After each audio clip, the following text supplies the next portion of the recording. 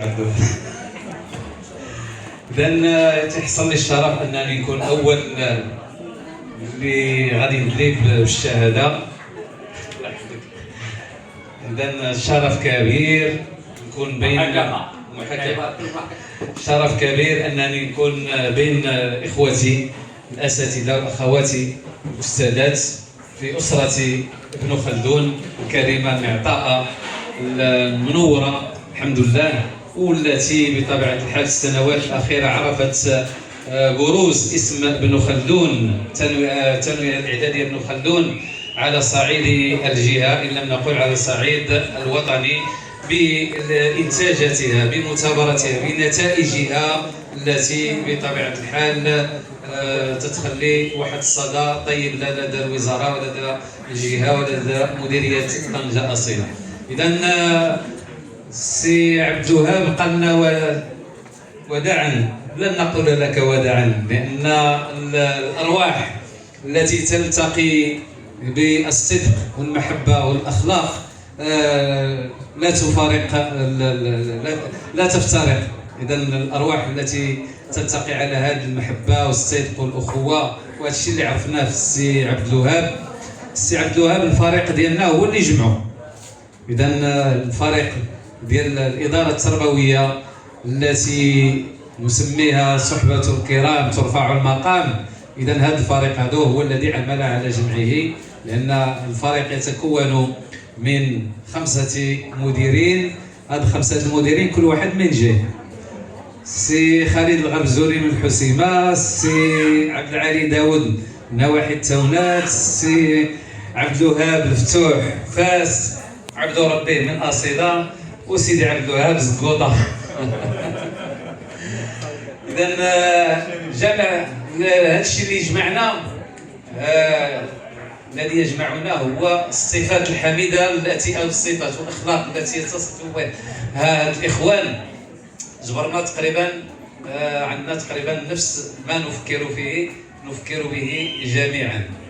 المواصفات التي نتصف بها كما قلت: الصدق، الوفاء، ومتى نذكر الوفاء زاد علينا السي عبد الوهاب شويه، عنده شويه الوفاء زايد مقارنه مع الاخوان، لان العشره اللي عشرناه راه يكون عنده صاحبه في الداخله يوقع له ما يوقع بلا ما تيقول لنا، حتى تنعيطوا له رانا في الداخله غير يحس بانه مرض ولا هذا. اذا هذه هي الشيان ديال الوفاء. بل اكثر من ذلك، تعيط له استاذ مثلا ولا استاذه، غير تقول له دير اصبحت عيانه الصباح هذا راه ما نقدرش نجي كذا كذا، تيقول لها استاذه انا غنجي موراك ونديك للسبيطار ودوزي وكذا، ولا استاذ نديك للسبيطار ودوز.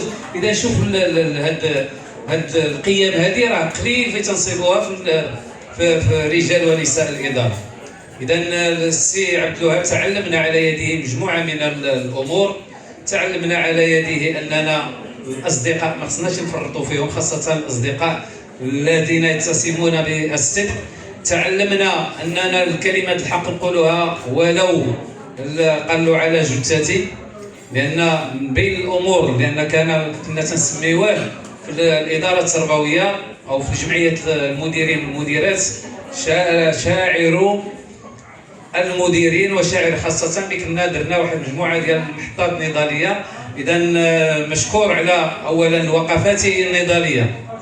اذا رغم انه الناس ديال الاداره تيقول لك ما خصهم يديروا لا اضراب، ما خصو يدير لا وقفه، ما خصو يدير لا كذا، ورغم ذلك تحدينا هذه الامور هذه كامله، لان المطالبه بالحقوق ما فيها لا اداري ولا ماشي اداري. اذا السي عبد الوهاب كان الناس المدافعين على الحقوق بالنسبه للاداره التربويه، ولا يخافوا لومه لائم.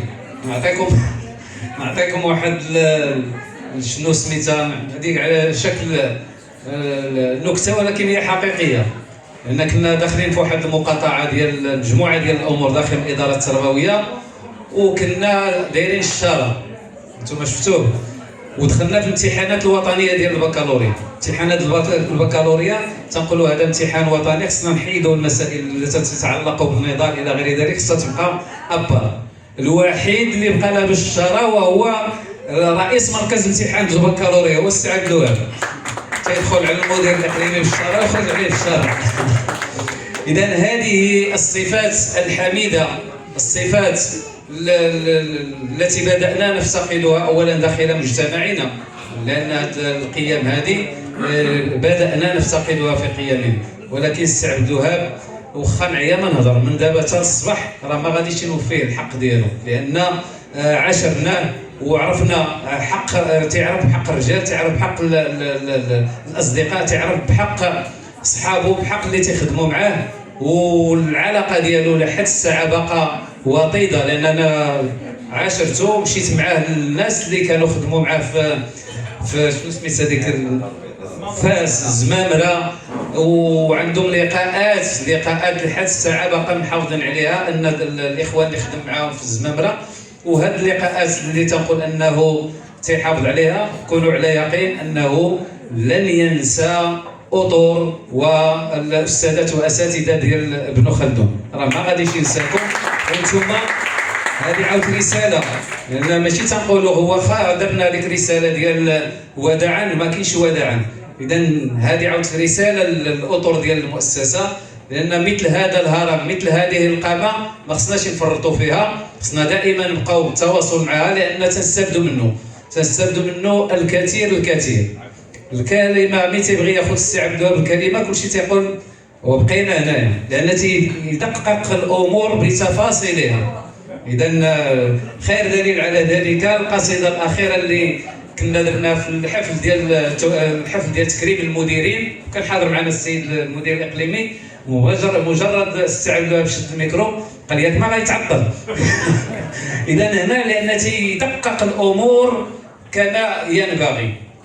بينما حضرت له خطبه الجمعه سيكون مركزا في خطبه الجمعه بالتدقيق. حضرت معه صلاه الجمعه في احدى الخطبات تيركز ما تيطولش، هذا هو الجميل، لان كاين الاماكن اللي خصها يهضر فيها بالتفصيل الى غير ذلك، وهي المجاميع ديال التربيه والتكوين والاخلاق والقيم الى غير ذلك.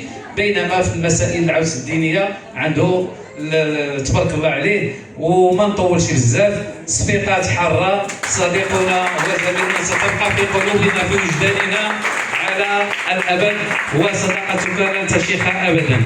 تحياتي.